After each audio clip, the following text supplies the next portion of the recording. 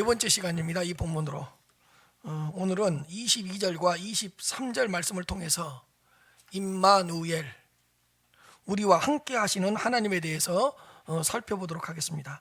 22절 23절 말씀입니다. 이 모든 일이 된 것은 주께서 선지자로 하신 말씀을 이루려 하심이니 이르시되 보라, 처녀가 잉태하여 아들을 낳을 것이요 그의 이름은 임마누엘이라 하리라 하셨으니 이를 번역한즉 하나님이 우리와 함께 계시다 함이라. 이 모든 일이 일어나게 된 것은 하나님께서 선지자를 통해서 말씀하신 예언이 이루어지도록 하기 위해서였다고 기록하고 있습니다. 이 모든 일이 된 것은 주께서 선지자로 하신 말씀을 이루려 하심이니 이르시되. 예수님의 탄생은 삼위일체 하나님의 계획 가운데 이루어진 사건입니다. 그냥 어쩌다가 발생한 우연한 사건이 아닙니다. 이것저것 궁리를 하다가 갑작스럽게 급조된 사건은 더더욱 아닙니다. 천사들이 예수 그리스도의 탄생을 생각해낸 것도 아닙니다. 심지어는 인간의 머릿속에서 나온 참신한 아이디어도 아닙니다. 예수님의 탄생은 철저하게 삼위일체 하나님의 계획과 작정 가운데 이루어진 사건입니다. 창세기 3장 15절입니다. 내가 너로 여자와 원수가 되게 하고 내 후손도 여자의 후손과 원수가 되게 하리니 여자의 후손은 내 머리를 상하게 할 것이요 너는 그의 발꿈치를 상하게 할 것이니라 하시고, 아담이 타락한 이후로 하나님께서 인류에게 주셨던 최초의 복음의 내용입니다. 내가 너로 여자와 원수가 되게 하고, 사탄 뱀을 이야기합니다. 내가 너로 여자와 원수가 되게 하고 내 후손도, 그 다음이 중요합니다. 여자의 후손과 원수가 되게 하리니, 여자의 후손은 예수 그리스도를 이야기합니다. 예수 그리스도는 여자를 통해서 태어나게 이미 예언되어 있었던 것입니다. 여자의 후손도 예수 그리스도를 이야기합니다. 네 사단의 머리를 상하게 할 것이요 너는 그의 발꿈치를 상하게 할 것이니라 하시고, 예수 그리스도께서 여자의 후손으로 태어날 것이라고 이미 2000년 전에 창세기에 기록되어 있습니다. 여자의 후손으로 태어날 것이라는 것이. 민수기 24장 17절입니다. 발람의 예언입니다. 내가 그를 보아도 이때의 일이 아니며 내가 그를 보아도 가까운 일이 아니로다. 한 별이 야곱에게서 나오며, 이 별이 누구를 가리키죠? 예수 그리스도. 동방 박사들이 이 별을 보고 찾아와서 예수 그리스도에게 경배를 했던 것입니다. 이미 이 별도 민수기에 예언이 되어 있었습니다. 한 지도자가, 한 통치자가 이스라엘에게서 일어나서 모압을 이쪽에서 저쪽까지 쳐서 무찌르고 또 셋의 자식들을 다 멸하리로다. 하여간 이 한 별이라는 예언도 이미 민수기에 기록되어 있었다는 것을 한번 잘 상기해 보시길 바랍니다. 그냥 별이 뜬 게 아니에요. 이미 민수기에 기록된 그 한 별이 떠서 동방 박사들이 그 별을 보고 예수 그리스도에게 찾아온 것입니다. 이사야 7장 14절입니다. 그러므로 주께서 친히 징조를 너에게 주실 것이라. 보라, 처녀가 잉태하여 아들을 낳을 것이요 그의 이름을 임마누엘이라 하리라. 여러분, 예수님께서 태어나시는데 처녀를 통해서 잉태가 되고 처녀를 통해서 아들로 태어날 것이라는 것이 이미 예수님이 태어나기 전 이사야 선지자 800년 전에 이렇게 뚜렷하게 예언해 놓았습니다. 예수님이 처녀를 통해서 태어나고 처녀를 통해서 잉태하게 될 것이다. 얼마나 놀라운 예언입니까?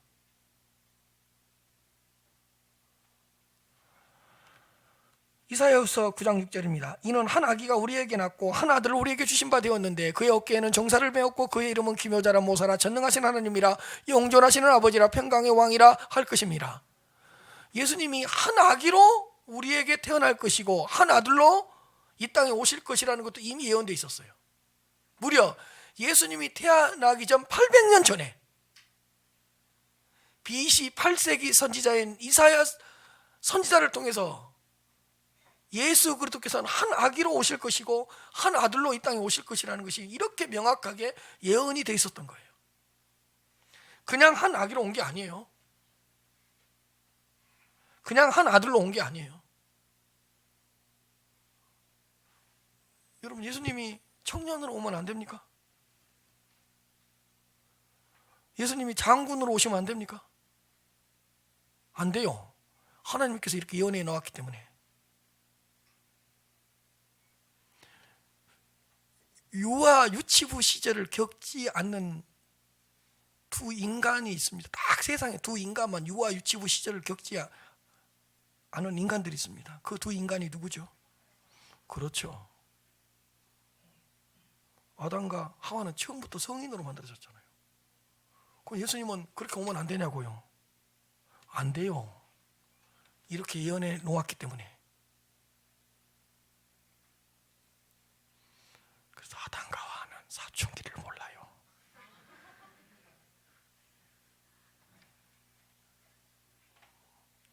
아담과 하와 만나면 네가 중학생 시절을 알아?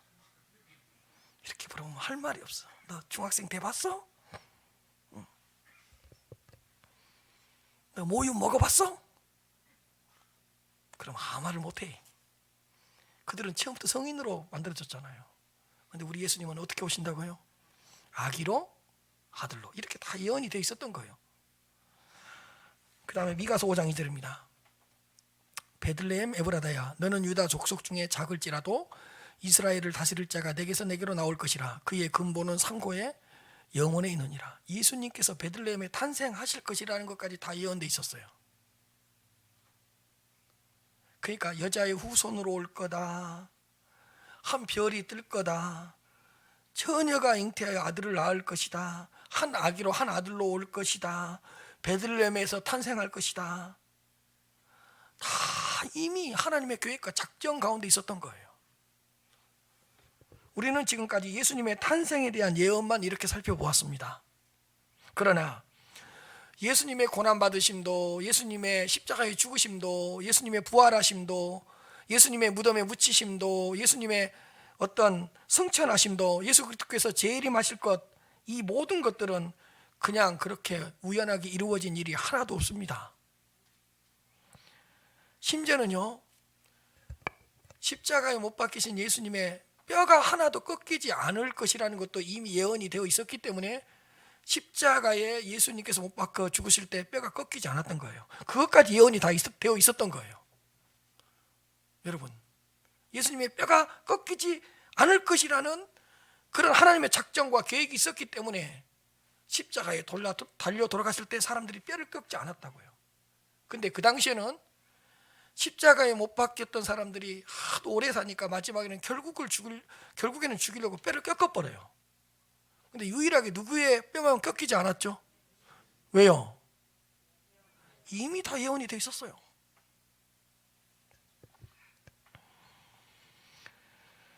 예수님에 대한 모든 사건은 철저하게 삼위일체 하나님의 계획 가운데 이루어졌다는 것입니다. 우리는 지난주에 예수님의 이름의 뜻은 그가 자기 백성을 그들의 죄에서 구원할 자라는 사실을 배웠습니다. 그런데 자기 백성들을 그들의 죄에서 구원하신 것도 이미 하나님의 작정 가운데 계획된 것이었습니다.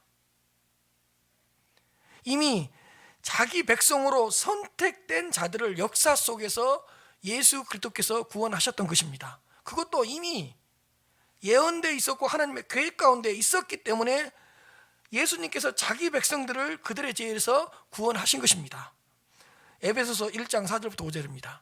곧 창세전에 그리스도 안에서 우리를 택하사 우리로 사랑 안에서 그 앞에 거룩하고 흠이 없게 하시려고 그 기쁘신 뜻대로 우리를 예정하사 예수 그리스도로 말미암아 자기 아들들이 되게 하셨으니, 우리는 창세 전부터 그리스도 안에서 이미 하나님의 백성들이었답니다. 보십시오. 곧 창세전에 그리스도 안에서 너희들을 택했다, 우리들을 택했다. 그 기쁘신 뜻대로 창세전에 우리를 예정하사 예수 그리스도로 말미암아 자기의 아들들이 되게 하셨다. 하나님은 창세전에, 세상을 창조하기 전에 그리스도를 통하여 우리를 이미 구원하시기로 작정하셨던 것입니다. 여러분, 우리를 향한 하나님의 사랑은 창세 전부터 이미 시작되었습니다. 창세 전에 그리스도 안에서 우리를 택하고 우리를 예정하셨답니다. 그러므로 우리를 향한 하나님의 사랑, 우리를 향한 구원의 역사는 창세 전부터 시작되었다는 것입니다. 천지가 창조되기도 전에, 우리가 태어나기도 전에 우리는 이미 그리스도 안에서 하나님의 백성으로서 택함을 받았다는 것입니다. 여러분, 우리가 태어나기도 전에 우리를 택하셨다? 우리가 태어나기도 전에 하나님 우리를 사랑하셨다? 인간의 논리와 이성으로는 도저히 설명할 수가 없습니다. 만약에 창세전에 그리스도 안에서 우리를 택했다, 창세전에 우리를 예정했다는 말이 이해돼 버리면 그건 안 됩니다. 이해가 되면 안 되는 말씀이에요. 왜? 이 말씀은 인간의 이성과 논리를 넘어서는 신비로운 말씀이기 때문입니다. 아니, 내가 태어나기도 전에 나를 구원했어요? 이거 어떻게 가능해요? 천지를 창조하고 내가 이 땅에 태어나기도 전에 나를 사랑하셨다고요? 내가 있지도 않았는데? 이거 말이 안 돼요. 이것이 이해가 돼버리면 안 되는 거예요, 여러분. 이해가 안 돼야지 정상인 거예요. 왜? 인간의 논리와 이성, 인과율을 넘어선 신비로운 사건이기 때문입니다. 창세전에 우리를 택하셨다. 인과율, 인과론을 뛰어넘는 놀라운 사건입니다. 그런데 이건 사실이에요. 창세전부터 우리는 하나님의 백성이었다는 것이. 왜? 어디에 기록되어 있으니까요? 예, 하나님의 말씀에 기록되어 있으니까.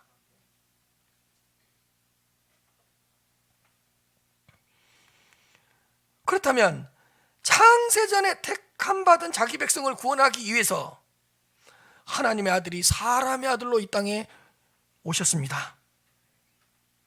여러분, 그냥 자기 백성을 구원하러 오신 것이 아니라 창세전에 하나님의 택함을 받아서 하나님의 백성들이 되었던 자, 창세전에 하나님의 자녀로서 예정되었던 자, 그런 자기 백성을 구원하기 위해서 하나님의 아들이 사람의 아들로 이 땅에 오셨다는 것입니다. 우리는 사람의 아들로 이 땅에 오신 예수님을 나의 구주로 고백하고 하나님의 자녀들이 되었습니다. 사람의 아들로 이 땅에 오신 예수님은 창세전에 택함을 받은 자기 백성들을 전부 구원할 것입니다. 그리고 우리는 이미 그분을 통해서 구원받았습니다. 그렇다면 우리가 구원을 받은 것도 철저하게 삼위일체 하나님의 계획 가운데 이루어졌던 것입니다. 사랑하는 성도 여러분, 예수님의 탄생에 대한 모든 것은 삼위일체 하나님의 영원한 계획이었다는 것을 다시 한번 믿으시기를 바랍니다. 창세전에 택함 받은 우리를 구원하기 위해서 선지자들이 예언했던 그대로, 즉 예수님은 여자의 후손으로 처녀를 통해서 한 아기 한 아들로 유대 땅 베들레헴에 탄생하셨다는 것을 믿으시기 바랍니다. 그냥 이루어진 게 아니에요.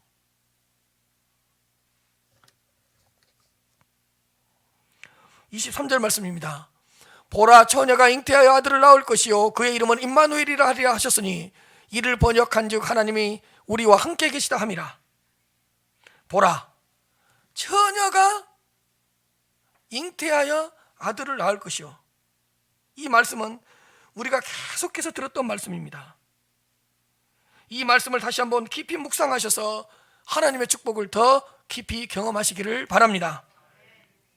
주의 사자는 마리아가 낳을 아들에 대한 또 하나의 이름을 알려주셨습니다. 지난주에는 그 아들의 이름을 예수라 하라고 그랬고, 이번 주에는 또 하나의 이름을 가르쳐 주셨습니다. 알려주었습니다.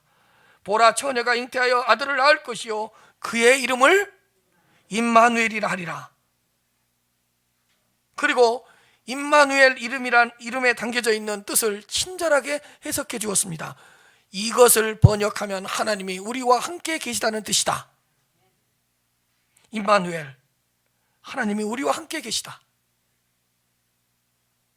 하나님이 우리와 함께 계시다. 이 땅에 사람의 아들로 오신 그분의 또 하나의 이름 임마누엘, 하나님이 우리와 함께 계신다. 너무 귀하고 복된 말씀입니다. 하나님이 우리와 함께 계시다니, 하나님이 우리와 함께 하시다니, 너무 감격스럽고 너무 감동적인 말씀입니다. 너무 신비롭고 너무 은혜로운 말씀입니다. 하나님이 우리와 함께 하시다니, 하나님이 우리와 함께 계시다니. 우리는 이 말씀을 당연하게 생각할지 모르겠지만 이 말씀이 얼마나 대단하고 신비한 말씀인가 제가 조금 더 구체적으로 설명을 하도록 하겠습니다. 여러분, 하나님은 죄인들과 함께 할 수 없습니다. 하나님은 하나님의 성품의 특성상 하나님은 죄인들과 함께 하실 수가 없습니다. 여러분, 태양과 사람이 함께 한다면 사람이 어떻게 되겠습니까? 사람은 그 자리에서 존재 자체가 사라져 버립니다. 태양의 근처에 가기도 전에 어떻게 되죠? 타서 죽어버립니다. 태양과 사람은 함께 할 수 없습니다. 함께 한다는 자체가 불가능합니다. 빛과 어두움이 함께 한다면 어두움이 어떻게 되겠습니까? 어두움은 빛 앞에서 한순간도 존재할 수가 없습니다. 마찬가지로 거룩하신 하나님이 죄인들과 함께하는 순간 죄인은 그 자리에서 죽어버립니다.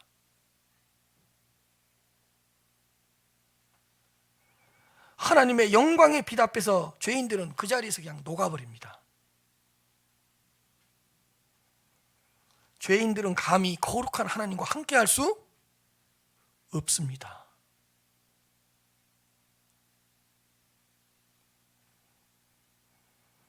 죄인들이 하나님과 함께할 수 있는 방법은 전혀 없습니다. 죄인들이 하나님께 나아갈 수 있는 방법은 아예 없습니다. 그런 일은 없겠지만 혹시 죄인이 하나님과 함께할 수 있는 방법을 찾았다고 합시다. 절대로 그럴 일은 없어요. 죄인은 하나님을 찾지도 않고 하나님 앞에 나아갈 수도 없는 존재들이니까. 근데 혹시라도 예를 들어서 죄인들이 하나님과 함께할 수 있는 방법을 찾았다고 하더라도, 다시 말합니다, 절대로 그런 일은 없지만 하나님과 함께하는 순간 죄인은 그 땅에서 사라져버립니다. 녹아버린다니까요. 없어져 버린다니까요. 그런데 오늘 본문에 놀라운 말씀이 기록되어 있습니다. 임마누엘, 하나님이 우리와 함께 계신다고 말씀하고 있습니다.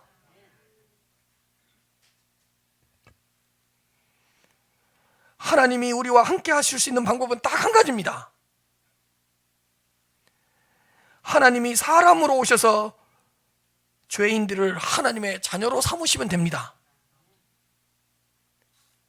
하나님은 죄인들과는 함께 할 수 없으시지만 하나님의 자녀들과는 함께 하실 수 있기 때문입니다. 하나님은 하나님의 자녀들과는 함께 하시되 영원히 함께 하시고 함께 계시되 영원토록 함께 계십니다. 그렇다면 우리가 하나님의 자녀가 되기만 한다면 우리 또한 하나님과 함께 할 수 있습니다. 우리가 하나님의 자녀가 되기만 하면 우리는 언제라도 하나님 앞에 나아가더라도 죽지 않고 사라지지 않습니다.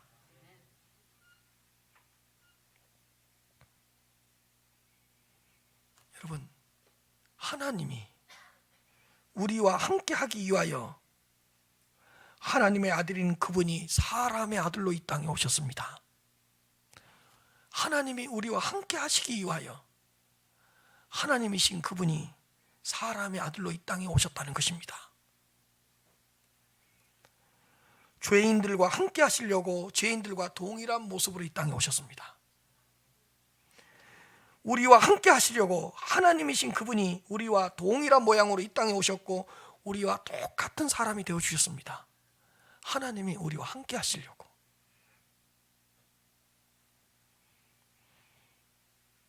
만약에 하나님께서 사람의 아들로 오셔서 우리와 동일한 참 사람이 되지 않으셨다면 하나님은 우리와 함께 하실 수 없습니다. 우리 또한 하나님과 함께 할 수도 없습니다.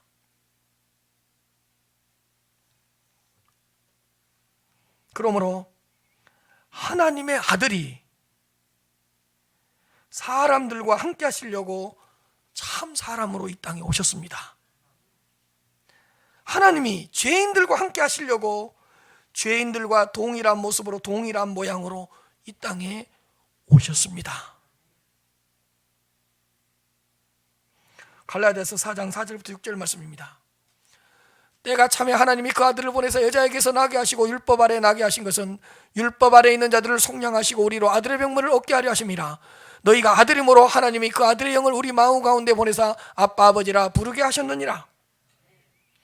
예수님께서 사람의 아들로 이 땅에 오신 목적을 구체적으로 설명하고 있습니다. 때가 참에 그냥 온 게 아니라니까요. 하나님의 계획 가운데 때가 차서 오신 것이라니까요. 때가 참에 하나님이 그 하나님의 아들을 이 땅에 보내사 여자에게서 나게 하시고 율법 아래에 나게 하신 것은, 이 사건이 오늘 무슨 사건이죠? 성탄절이잖아요. 우리가 이것에 대한 감사예배를 드리고 있잖아요. 그 아들을 보내사 여자에게서 나게 하시고, 이게 성탄절이잖아요. 율법 아래 나게 하신 것, 이게 성탄절이잖아요. 그럼 왜 하나님은 그 하나님의 아들을 사람의 아들로 이 땅에 보내셨냐고요. 5절, 첫째로 율법 아래에 있는 자들의 죄를 뭐 하시려고요? 속량하시려고. 두 번째로 우리로 하나님의 자녀라는 아들의 명분을 얻게 하시려고. 그래야지만이 하나님이 우리와 함께 할 수 있기 때문에 우리의 죄를 속량하시고 그 사람의 아들로 오신 그 예수 그리스도로 말미암아 하나님의 자녀라는 아들의 명분을 얻게 하시려고. 그러므로 이제 너희가 아들이므로 하나님의 자녀이므로 하나님의 그 아들의 영 성령을 우리 마음 가운데 보내사 하나님을 아빠 아버지라고 부르게 하셨느니라. 하나님은 우리의 아버지가 되어주셨고 우리는 그분의 자녀들이 되었다는 것입니다. 하나님은 그 아들을 통해서 죄인들을 아들로 삼으시고 우리의 아버지가 되어주셨고 우리가 그분의 자녀가 되고 그분이 아들이 되었기 때문에 하나님은 비로소 우리와 함께 계시고 우리와 함께 하시는 것입니다. 하나님의 아들이 사람의 아들로 이 땅에 오셨는데 그 이름은 임마누엘, 우리와 함께 하시는 하나님. 그 아들 임마누엘, 우리와 함께 하시는 하나님, 우리를 자녀 삼아 주셨기 때문에 우리와 함께해도 우리가 죽지 않는다니까요. 하나님의 아들이 사람의 아들로 이 땅에 오셨는데 그 사람의 아들로 오신 사건은 너무너무 중요합니다. 왜냐하면 여러분, 죄인들을 하나님의 자녀로 삼는 것은 하나님이신 그분이 사람의 아들로 오셨기 때문에 가능했던 일이기 때문입니다. 여러분, 죄인들을 하나님의 자녀로 만들어야 되는데 하나님이신 그분이 사람의 아들로 이 땅에 오시지 않으면 불가능하다니까요. 하나님은 하나님의 자녀들과 함께 하실 수 있어요. 그러면 우리를 하나님의 아들로 삼아야 되고 하나님의 자녀로 삼아야 되는데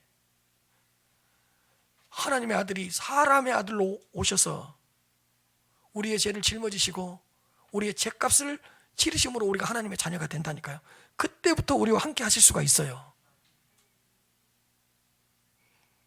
그러므로 죄인들을 하나님의 자녀로 삼는 것은 하나님이신 그분이 사람의 아들로 오셨기 때문에 가능했던 것입니다. 그래서 성탄절이 중요한 거예요. 사람의 아들로 오신 사건이 중요한 거예요.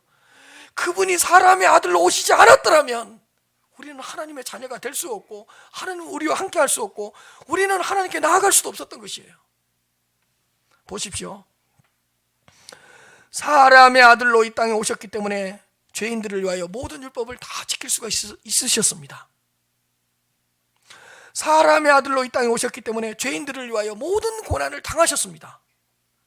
사람의 아들로 이 땅에 오셨기 때문에 죄인들을 대신해서 물과 피를 다 흘리셨습니다. 뭘로 오셨기 때문에요? 왜? 사람의 아들로 오셨다는 것이 중요해요. 그렇기 때문에 우리를 위하여 고난도 받고 우리를 위하여 물과 피도 흘리신 거예요. 사람의 아들로 오셨기 때문에 죄인들을 위하여 십자가에서 죽으실 수도 있었던 것입니다. 사람의 아들로 오셨기 때문에 무덤에 묻히셨고, 사람의 아들로 오셨기 때문에 3일 만에 부활하셨던 것입니다. 이 성탄절이 없다면, 하나님의 아들이 사람의 아들로 오신 이 성탄절이 없다면, 이 성육신이 없었다면 십자가의 고난도 없고, 십자가의 죽으심도 없고, 십자가의 피 흘리심도 없고, 아무런 구원사역을 펼칠 수가 없었던 것입니다. 여러분, 하나님의 아들이 사람의 아들로 이 땅에 오지 않았더라면, 성육신하지 않았더라면, 탄생하지 않으셨더라면 그 이후에 모든 구원사역은 이루어질 수가 없었던 것입니다. 여러분, 사람의 아들로 오지 않았는데 어떻게 십자가를 져요? 사람의 아들로 오지 않았는데 어떻게 우리를 위해 죽을 수가 있어요? 사람의 아들로 오지 않았는데 어떻게 부활할 수가 있냐고요? 십자가를 진 것도, 부활하신 것도, 우리를 위해 고난받으신 것도 뭘로부터 시작된 거죠? 성탄절로부터 시작된 거예요.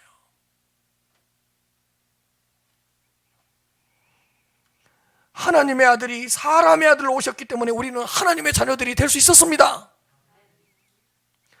사람의 아들로 오신 그분이 우리의 모든 죄를 사하여 주셨습니다. 그분께서 이루신 하나님의 모든 의를 우리에게 전가해 주셔서 우리를 의롭다고 칭해 주시고 우리를 의인으로 삼아 주셨습니다. 이 모든 것은 하나님의 아들이 사람의 아들로 이 땅에 오셨기 때문에 가능했던 것입니다. 그래서 성탄절이 중요한 거예요. 여러분, 성탄절이 없다면 부활절 없어요. 성탄절이 없다면 그리스도의 죽으심 없어요. 성탄절이 없다면 그리스도의 고난받으심이 없어요. 그래서 성탄절이 중요한 거예요. 누가복음 2장 10절부터 11절입니다. 천사가 이르되 무서워하지 말라. 보라, 내가 온 백성에게 미칠 큰 기쁨의 좋은 소식을 너에게 전하노라. 이런 기쁨의 좋은 소식이 아니라 무슨 기쁨의 소식이죠? 왜 큰 기쁨이냐? 인간에게 있는 좌절과 절망과 고통과 슬픔을 다 덮어버릴 수 있는 큰 기쁨의 좋은 소식이에요. 인간에게 불어닥친 모든 절망과 좌절과 죽음과 멸망과 슬픔, 모든 것들을 덮어버릴 수 있는 소식이 뭐냐? 큰 기쁨의 소식이에요.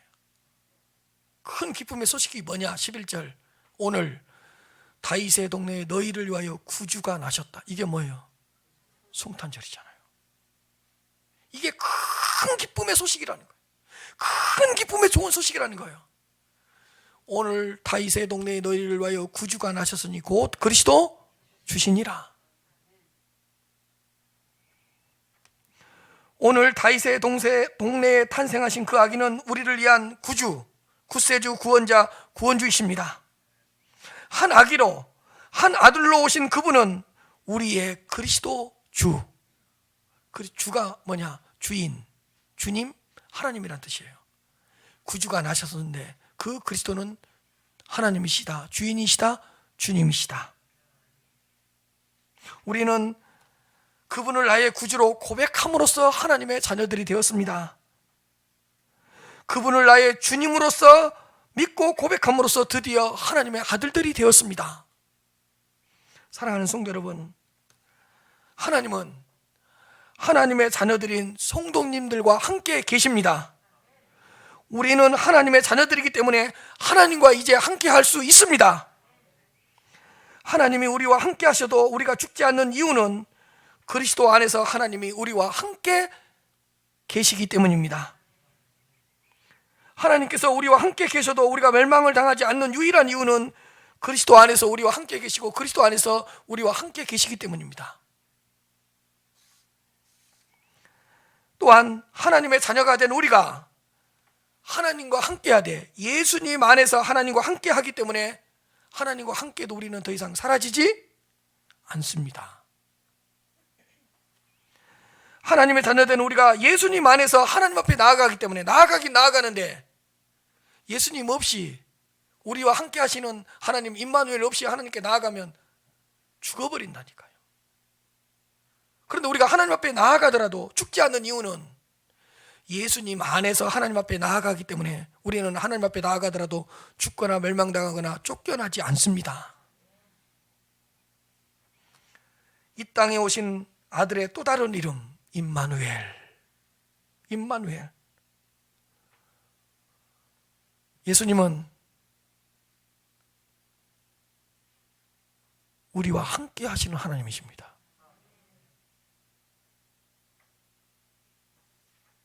예수님은 우리와 함께 하시는 하나님이십니다. 함께 계시는 하나님, 함께 하시는 하나님.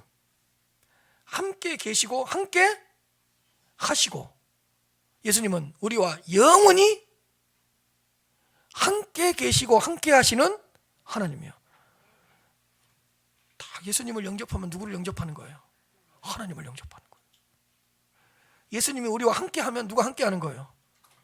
하나님이 함께 하는 거예요. 예수님은 우리와 함께 계시고 함께 하시는 누구이시기 때문에 하나님이시기 때문에 이게 비밀이에요.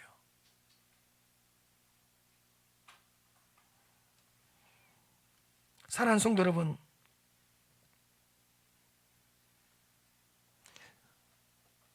하나님은 우리 안에 들어오셔서 우리와 함께 하십니다. 우리 안에 들어오셔서 우리와 함께 하십니다. 그리고 우리 곁에 계셔서 우리와 언제나 함께 계십니다. 그리고 하나님은 우리 이외에 계시고 우리 속에 계시고 우리 오른편에 계시고 우리 왼편에 계시고 우리 앞에 계시고 우리 뒤에 계시고 하나님은 우리와 항상 함께 하십니다. 임마누엘. 예수님은 우리가 살아있을 때도 함께 하시고 죽음 후에도 우리와 함께 하시는 하나님이십니다. 예수님은 우리가 있는 곳에는 항상 우리와 함께 계시는 하나님이십니다. 우리가 무슨 일을 할 때도 예수님은 우리와 함께 하시는 하나님이십니다. 우리가 슬플 때도 함께 하시고 우리가 기쁠 때도 함께 하시는 하나님. 우리가 괴로울 때도 함께 하시고 우리가 외로울 때도 함께 하시는 하나님. 누가요? 예수님이. 이 땅에 오신 예수님이.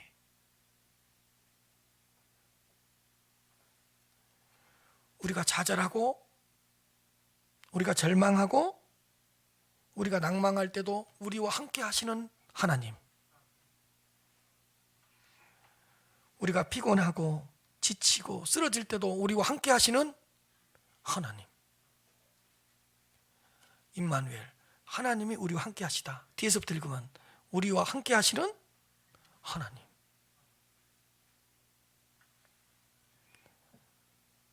우리의 삶에 깊이 개입하시는 하나님. 우리의 삶 가운데 늘 함께 하시는 하나님. 임마누엘. 그런데 예수님은 우리와 함께 하시는 하나님이다. 예수님 우리와 함께 하시는 하나님이에요. 우리를 자녀 삼으셔서. 그런데 이 말씀에는 더 놀라운 사실이 하나 있습니다. 여러분, 함께 계시고 함께 하신다. 이 말 이해했죠? 근데요, 함께 계시고 함께 한다는 것을 넘어서서 우리와 연합하여 하나가 되었다는 뜻을 하나 또 지니고 있습니다. 자, 임마누엘이라는 뜻은 뭐냐? 우리와 함께 하시는 하나님인데 이 뜻은 뭐냐? 함께 계시고 함께 하셔요. 근데 그것보다 더 무서운 뜻이 하나 있어요. 우리와 연합하여 하나가 되었다는 뜻입니다. 예수님이 우리와 연합하여 하나가 되었다는 것은 하나님이 우리와 연합하여 하나가 되었다는 뜻입니다. 제가 이 말을 굳이 설명하는 이유가 있어요. 우리 성도님들 중에 어떤 성도님이냐, 하나님은 나와 함께 하시지 않는 것 같아, 이렇게 의심하는 분들이 있어요. 하나님은 나와 함께 계시지 않는 것 같아, 종종 자주 이렇게 의심하는 분들이 있어요. 제가 그걸 해결해 드리는 거예요. 왜냐, 우리가 하나님은 우리와 함께 계시고 함께 하신다 라고 말할 때는 함께 계시다가 떠날 수도 있겠네, 함께 하시다가 나를 버릴 수도 있겠네, 이런 의구심이 들까 봐 제가 더 깊은 의미를 하나 더 설명하는 거예요. 우리와 함께 하신다는 그 말에는 우리와 연합하여 하나가 되었다는 뜻이에요. 자, 예를 들어 줄게요. 예수님은 우리의 머리이시고 우리는 그의 몸입니다. 떨어질 수가 있어요? 몸과 머리는 뭐죠? 하나. 근데 예수님 우리의 머리고 우리는 그의 몸이에요. 또 보세요. 예수님은 신랑이고 우리는 그의 신부예요. 하나예요. 여러분, 함께 계시고 함께 한다는 걸 넘어서는 표현이에요. 하나예요, 하나. 또요, 예수님은 포도나무고 우리는 그의 가지예요. 히브리서 2장 11절에는 더 무서운 말씀이 있어요. 예수님과 우리는 한 근원에서 난 한 형제라고 부른답니다. 우리는 예수님을 형이라고 불러도 돼요. 한 근원에서 난 형제니까 예수님은 하나님의 맏아들이고 우리는 둘째 동생들이에요. 그래서 예수님을 보고 뭐라고 불러도 된다고요? 형 불러도 돼요? 한 형제라니까요. 하나라니까요.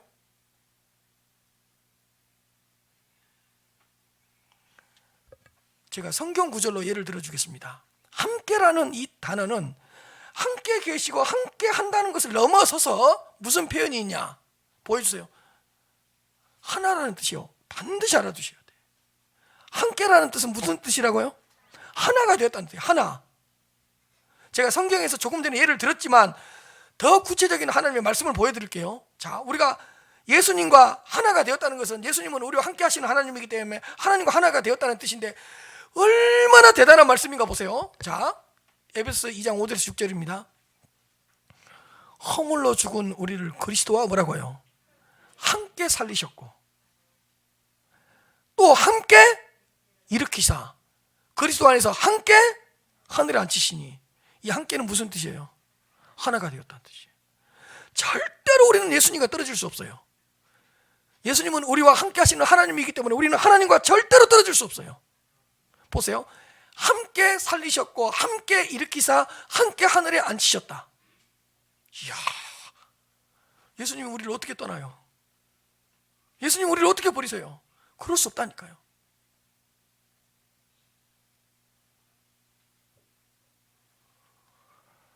골로새서 3장 3절부터 4절입니다. 이는 너희가 죽었고 너희 생명이 그리스도와 뭐라고요? 함께 하나님 안에서 감추어졌다. 그리스도와 함께. 그 다음에 우리의 생명이신 그리스도께서 나타나실 그때 너희도 그와 뭐라고요? 함께 영광 중에. 그러니까 예수님이 계신 곳에는 항상 누가 있어요? 우리가 있는 거예요. 예수님과 우리는 항상 같이 있는 거예요. 여러분, 한 가지 물어봅시다. 하나님이 예수님을 심판할 수 있어요? 없죠. 근데 내가 예수님과 하나인데 우리를 심판할 수 있어요? 여러분, 하나님 예수님을 버릴 수 있어요? 없죠. 우리가 예수님과 하나인데 우리를 버릴 수 있어요? 없잖아요.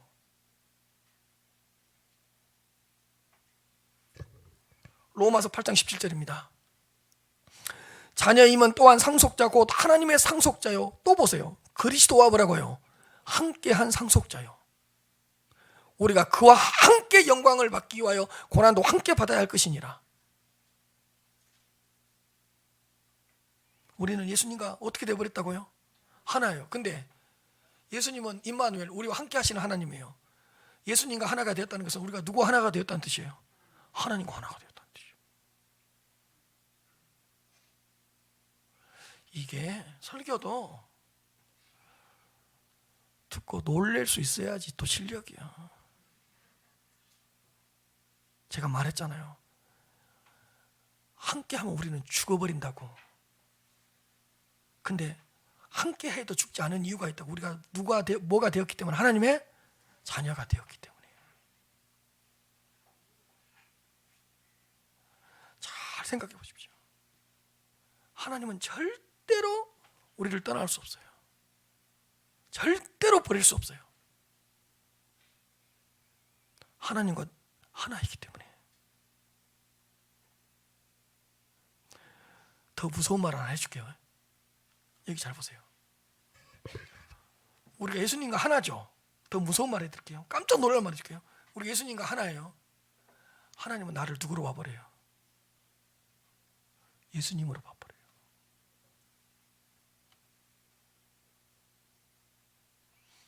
예수님의 십자가를 누구의 십자가로? 나의 십자가. 예수님의 죽음을 누구의 죽음으로? 나의 죽음으로. 예수님의 부활을 누구의 부활로? 나의 부활로 생각해줘요.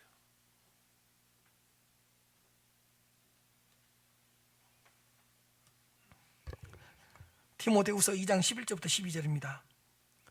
미쁘다 이 말이여 우리가 주와 뭐라고요? 함께 죽었으면 또한 함께 살 것이요 참으면 또한 뭐라고요? 함께 왕노를 갈 것이요. 우리가 누구하고 하나가 되었다는 뜻이죠. 예, 우리와 함께 하시는 예수님과 하나가 되었다. 이것보다 놀라운 사실이 없어요. 그리고 함께 한다는 사실은 성령을 보내주셨다는 뜻이에요. 성령을 보내주심으로 우리와 그 다음 보여주셔야죠. 성령을 보내주심으로 우리와 함께 하신 거예요. 그럼 이렇게 물으시잖아요. 목사님, 우리가 예수님과 함께 됐다는 것을 뭘로 증명할 수 있어요? 우리 안에 성령이 계신 것으로 말미암아. 예수님은 성령을 통해서 우리와 하나가 되셨거든요. 그렇다면 봅시다. 요한복음 14장 16절에서 17절이에요. 내가 아버지께 구하겠으니 그가 또 다른 보혜사 성령을 너희에게 주사. 보세요. 뭐라고 기록되어 있죠? 영원토록 너희와 함께 있게 하리라. 다른 보혜사 성령을 우리에게 주심으로 말미암아 예수님은 우리와 영원토록 함께 하신다. 그는 진리의 영이라 세상은 능히 그를 받지 못하나니 이는 그를 보지도 못하고 알지도 못함이라. 그 다음에 보세요. 그러나 너희는 그를 아나니 그는 너희와 뭐라고요? 함께, 보세요. 함께 거하시고 또 너희 속에. 이 말은 함께 거하고 우리 속에 계신다. 우리하고 뭐가 되었다는 뜻이에요? 하나가 되었다는 뜻이에요. 우리 이런 거 있잖아요. 너는 내가 되고 나는 네가 되고 너는 내 안에 나는 내 안에, 이 뜻이에요. 여러분, 예수님이 이 땅에 오시지 않았더라면 하나님이 우리와 어떻게 함께 하실 수가 있습니까? 마태복음 28장 18절에서 20절입니다. 예수께서 나와 말씀하여 이르시되 하늘과 땅의 모든 권세를 주셨으니, 승천하실 때 이 말을 했어요. 승천하시면서 이 말을 했어요. 그래놓고 뭐라 그러냐, 본인은 하늘로 승천하시면서 내가 세상 끝날까지 너희와 항상 함께 있으리라. 뭘 보내주심으로? 맞습니다. 다른 보혜사 성령을 너희들에게 보내줌으로써 나는 너희가 하나가 될 것이고 영원히 세상 끝날까지 너희와 항상 함께 있으리라.